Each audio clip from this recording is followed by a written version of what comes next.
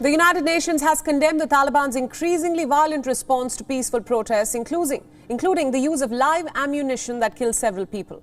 Now, earlier this week, armed Taliban militants dispersed hundreds of protesters in cities across Afghanistan, including in Herat, where 2 people were shot dead. Recently, Afghan women and men have taken to the streets to press peacefully for their human rights to be respected.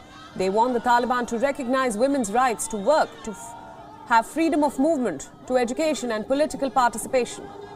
The United Nations says that those in power must respect the rights of Afghans.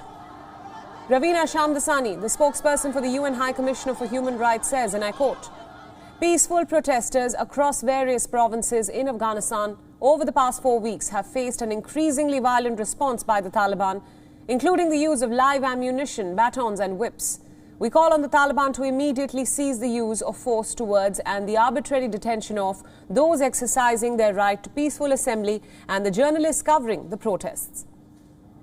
In its statement, the United Nations has also highlighted specific instances where the Taliban killed hundreds and injured peaceful protesters. The UN has also highlighted instances where journalists have been detained and beaten up by the Taliban militants.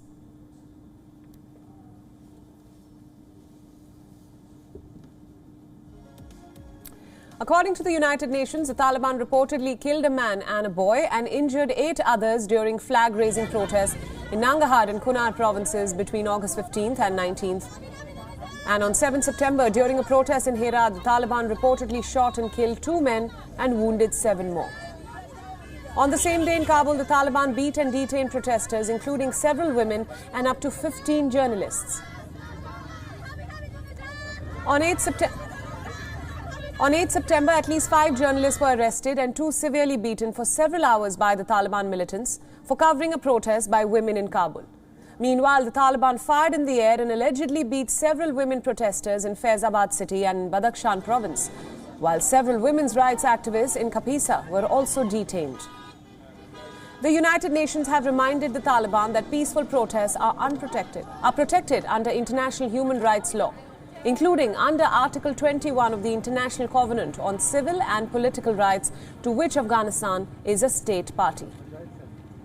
Meanwhile, the United States has demanded that a safe, enabling and non-discriminatory environment for the exercise of human rights must be ensured, including freedom of expression and peaceful assembly.